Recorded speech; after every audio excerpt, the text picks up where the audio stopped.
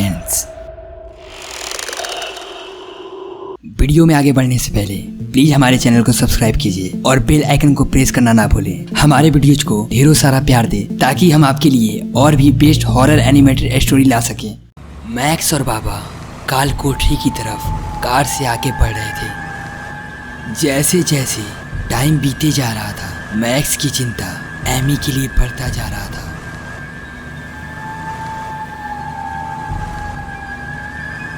जंगल काफी घना था, चारों तरफ काफी अजीब सी शांति थी। तभी अचानक जोरों से चिल्लाने की आवाज आती है और उसी के साथ मैक्स की गाड़ी पलट जाती है। वह आवाज कुछ सेकंड के लिए पूरे जंगल में गूंज रही थी और अचानक से फिर बंद हो गई। मैक्स, बाबा और वो आदमी गाड़ी से कैसे भी करके बाहर आए। उन्हें ज़्यादा चोट नहीं लगी थी, बस हल्के फुल्के खरोंचे थी।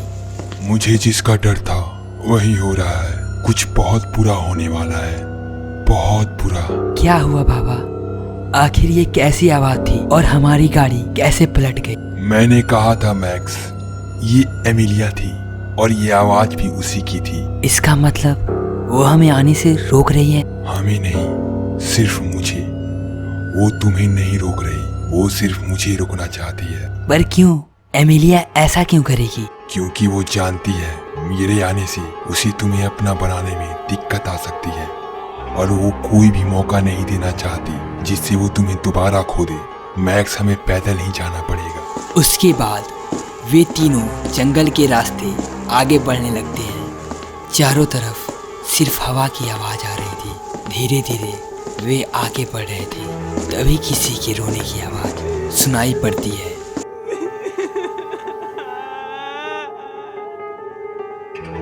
मैक्स उस आवाज की तरफ खींचा चला जाता है।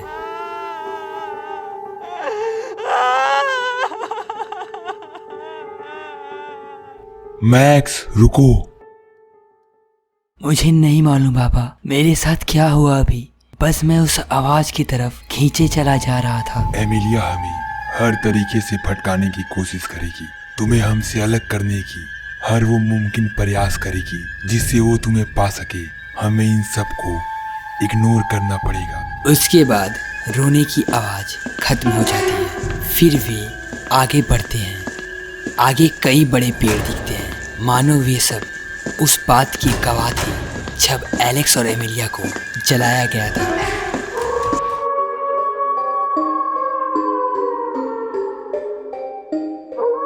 उन पेड़ों में कुछ अलग ही बात थी, मानो वे सब बिना बोले ही उस घटना की गवाही दे रहे हो।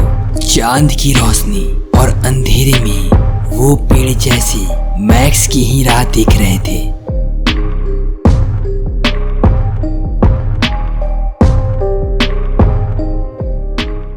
तभी एक आदमी आता है और जोरों से बोलता है, तुम सब मारे जाओगे, कोई नहीं बचेगा, वो किसी को नहीं छोड़ेगी। चले जाओ सब यहाँ से।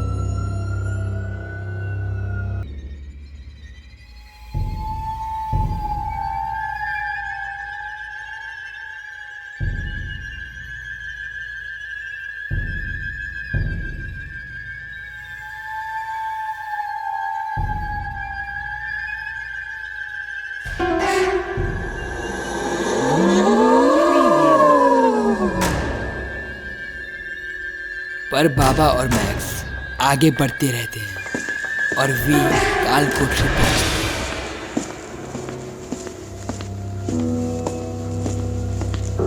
हैं। 1931 से जो कहानी आज तक चली आ रही थी, उस कहानी का आज रात अंत होने जा रहा था।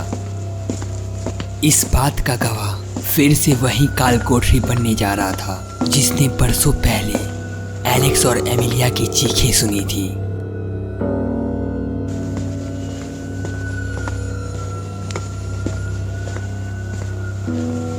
मैक्स और वो आदमी तीनों काल कोठरी के अंदर जाते हैं। चारों तरफ मकड़ी के जाले, जंगली घास और पुरानी दीवारें नजर आ रही थी।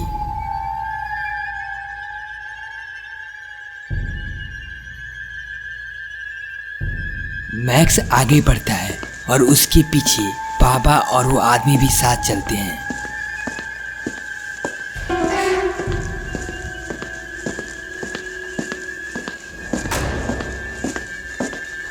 मैक्स की याद फिर से उसकी आंखों के सामने आने लगती है।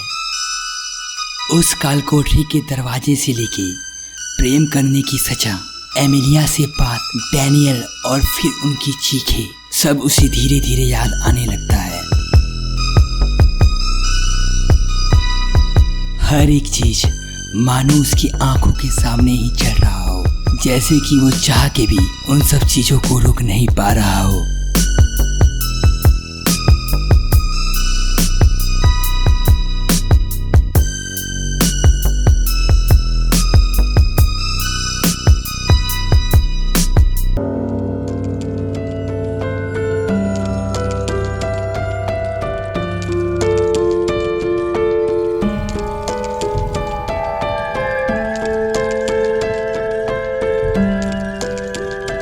एमेलिया। मैक्स, अपने आप पे काबू रखो। मुझे मालूम है तुम्हें कितनी तकलीफ हो रही है उस जगह पे आके जहां तुम्हारा सब कुछ खत्म हो गया था। पापा, मुझे एमेलिया को कैसे भी करके शांति दिलानी है। मैं उसे तड़पते हुए नहीं देख सकता। जिससे मैंने प्यार किया था उसकी ऐसी हालत हो जाएगी, सोचा भी नहीं था। एमेलिया ने डैनियल को मार के अपना बदला तो ले लिया, पर 60 साल से ऐसे प्रेत आत्माओं की तरह भटक के खुद को शांति नहीं दिला पाई। मुझे एमी को बचाने के साथ एमेलिया को भी शांति दिलानी है। अचानक एमेलिया की परछाई दिखती है। मैक्स, हमें जल्दी करना होगा, इससे पहले एमिलिया यहाँ आ जाए। हमें फौरन एमी को ढूंढना होगा। पापा, वो आप लोगों को कुछ नहीं कर सकती। उससे सिर्फ मुझसे मतलब है। हमें एमी को ढूंढना पड़ेगा, उसके बाद आप सब यहाँ से चले जाइएगा। पर हम तुम्हें अकेले नहीं छोड़ सकते, तुम्हारी जान को खतरा है। किस जान की बात कर रहे हैं? जो आज से कई साल पहले खत्म हो चुकी थी। मुझे कोई डर नहीं। मैक्स बाबा एक दूसरे से बात कर रहे थे, तभी उस आदमी के पीछे एक बड़ा सांप दिखता है। हटो वहां से, तुम्हारे पीछे एक जहरीला सांप है। वो तीनों एमी को ढूंढते हैं, तभी अचानक मैक्स को एमी एक कोने में दिखाई देता है और वो फौरन उसके पास जाता है। एमी, एमी उठो। एमी, एमी अपनी आंखें खोलो, देखो मैं आ गया हूँ तुम्हारे पास। धीरे से एमी अपनी आंखें खोलता है। एमी, तुम यहाँ तक कैसे आए? पता है मैं तुम्हारे बिना कितना परेशान हो गया था। मैं उस रात उस लड़की का पीछा करते करते एक झोपड़ी तक गया और फिर जैसे ही मैंने झोपड़ी के अंदर देखा,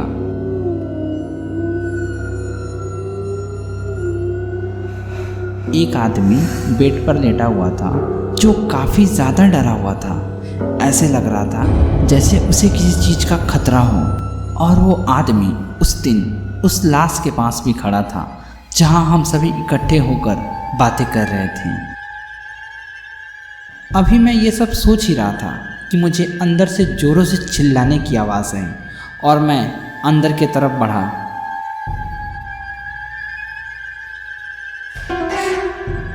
फिर जैसे ही मैंने अंदर जाकर देखा, मैंने देखा कि उस आदमी को बहुत बुरे तरीके से मार दिया गया है। उसकी दोनों आंखें किसी ने निकाल ली थी। मैं ये सब देख के काफ़ी ज़्यादा घबरा गया। फिर मैं इधर उधर देखा, मुझे कुछ दिखाई नहीं दिया। फिर अचानक से ऐसा लगा जैसे किसी ने पीछे से जोर से मारा हो और उसके बाद मुझे कुछ याद। अभी एमी ये सब कुछ बता ही रहा होता है कि अचानक काल कोठरी में रखी एक चेयर अपने आप हिलने लगती है। एमी और मैक्स हैरान हो जाते हैं। अचानक से एमिलिया की आत्मा उनके सामने आती है।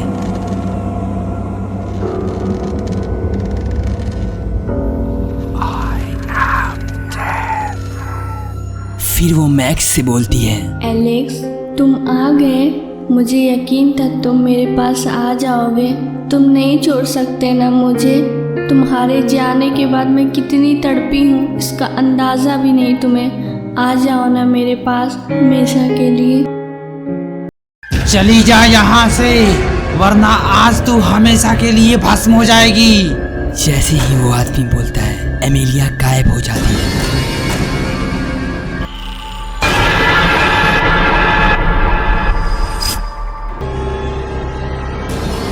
और उसके गर्दन को बेरहमी से तोड़ देते हैं। तभी बाबा उसके पास आते हैं, पर एमिलिया अपनी शक्ति से चेयर को उठा के बाबा पे फेंकती है और बाबा दूर जाके गिर जाते हैं।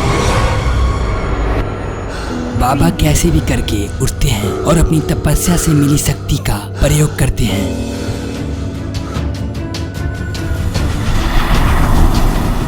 एमिलिया उनके शक्ति के आगे कमजोर पड़ जाती है और उनके शक्ति के बंधन में बंध जाती है। तुम्हें मुझसे मतलब है ना, कोई नहीं रोकेगा तुम्हें, पर मैंने जिससे प्यार किया था उसे किसी की जान लेते नहीं देख सकता तुम्हें ऐसे में। हाँ, हमारे साथ गलत हुआ, पर उसका बदला तुमने अपने पिता को मार के ले लिया है।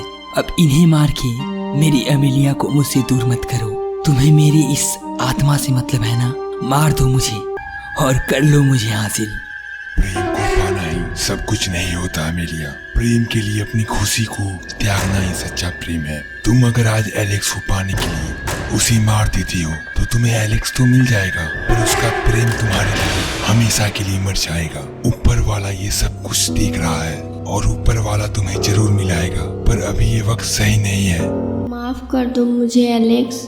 मैं तुम्हें पाने की चाहत में तुमसे तुम्हारी ज़िंदगी छीनने जा रही थी, जबकि मेरी ज़िंदगी तुम्हारे जीने से है, तुम्हारे मरने से नहीं। मैं हमेशा के लिए यहाँ से जा रही हूँ। प्रीतम पूरा फिर से रोशन होगा, मेरी काली छाया से हमेशा के लिए आज़ाद। एमिलिया, मैं तुमसे बहुत प्यार करता हूँ और करता रहूँगा। मैं बस तुम्हें तड़पते हुए नहीं देख सकता था। तुम्हारा एलेक्स सिर्फ तुम्हारा ही रहेगा, चाहे इसके लिए मुझे अपनी मौत तक तुम्हारा इंतजार करना पड़े। इस जहाँ में ना सही, उस जहाँ में हम एक होंगे। तभी अचानक जोरों से उजाला होता है, मानो एमिलिया जाते जाते प्रीतमपुरा को अपनी काली छाया से हमेशा के लिए आजाद कर गई। मैक्स अपनी फीलिंग को कैसे भी करके काबू कर रहा था। जिस काल कोठरी में एमिलिया और एलेक्स तड़प कर मर गए थे, उसी काल कोठरी में एमिलिया को अपने प्यार के कारण शांति मिल गई। जो राज प्रीतमपुरा हवेली में दफन था, वो राज हमेशा के लिए मुक्त हो गया। उस काल कोठरी की चीखे से लेके एमिलिया की हंसी तक मैक्स अपनी यादों में हमेशा के लिए बसा लिया। मैक्स एमिलिया को दिल में बसाए हर रोज प्रीतमपुरा हवेली जाता और उस बेंच पे बैठ के एमिलिया को याद करता।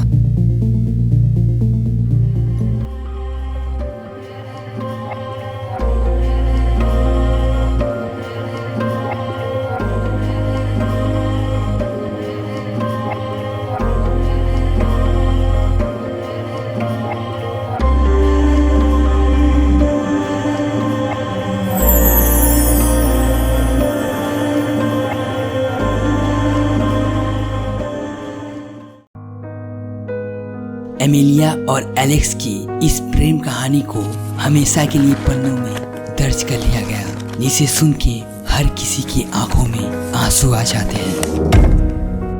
Thank you for watching 9031। Hope आप सभी को हमारी ये स्टोरी पसंद आई हो। प्लीज कमेंट करके जरूर बताएं आपको 9031 अ डार्क हॉरर लव स्टोरी कैसा लगा और कौन सा पार्ट आपको सबसे अच्छा लगा।